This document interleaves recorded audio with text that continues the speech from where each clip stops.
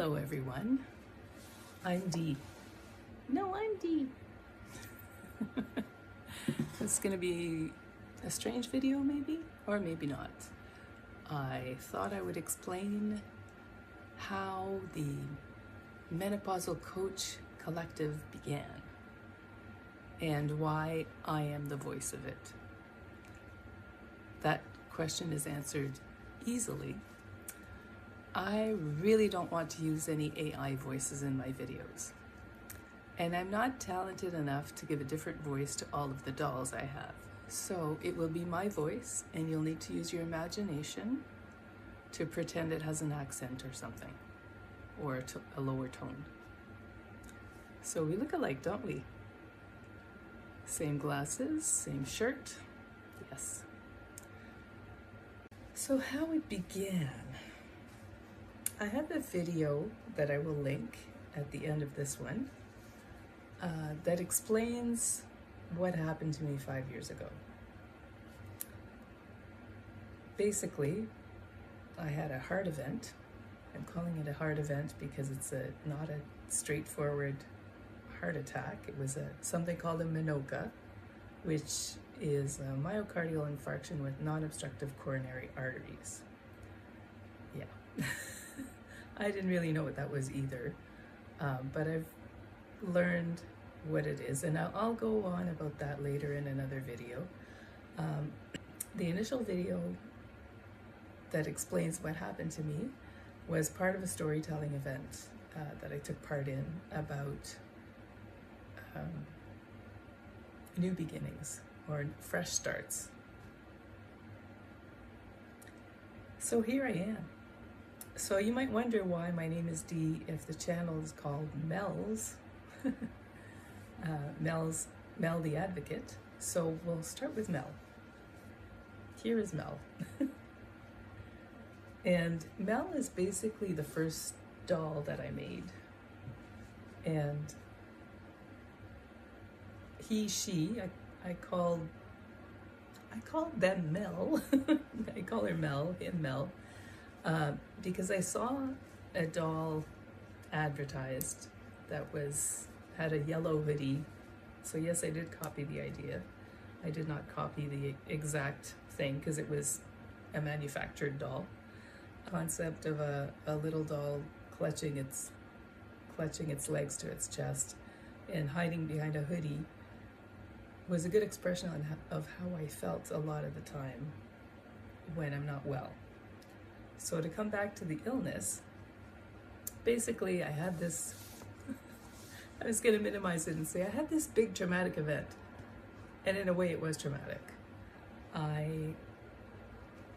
Though I wanted to keep working, I tried very hard to keep a full schedule or close to a full schedule, and I could not.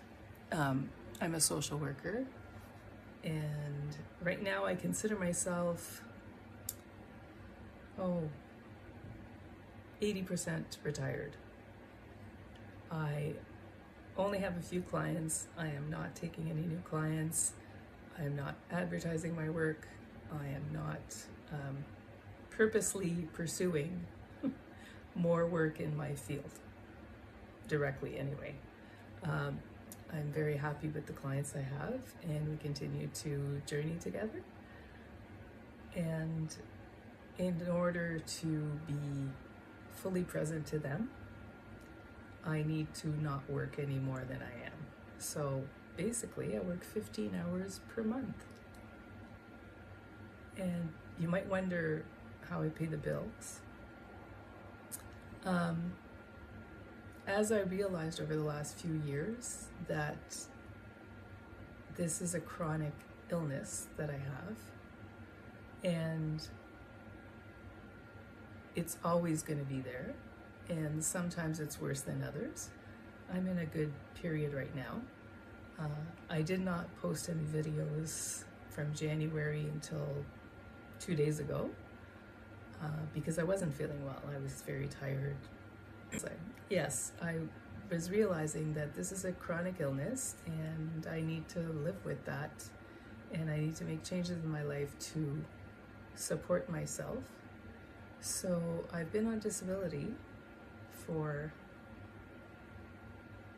a year now, a little over a year, and that is quite the learning curve.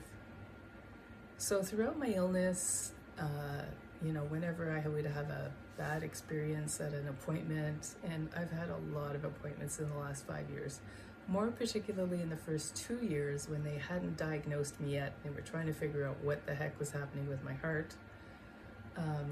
I was constantly having different tests, some of them quite invasive. I ended up at the emergency room, I think 12 times the first 2 years, and that was always a treat. Because I would either be dismissed, even though my whole experience started with 14 days in hospital. That didn't seem to matter. There were still people thinking that, you know, it was indigestion, or, you know, maybe there was something wrong with my lungs, or maybe I had asthma, or whatever the case. And it was only after 2 years that they finally did the right test to diagnose me. So for the first 2 years, I was going through all this stuff. I was frustrated.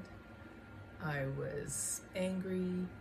I needed to ask for help from people, which is something I wasn't used to.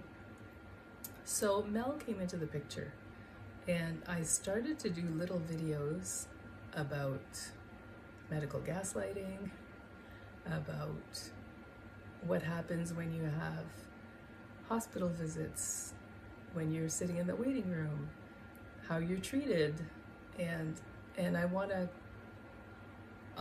was not treated unwell. I want to say that.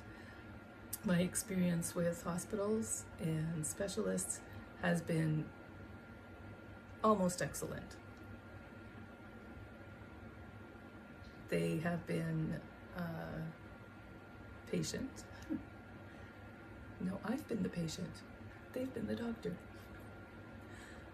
There's my weird 7 a.m. sense of humor.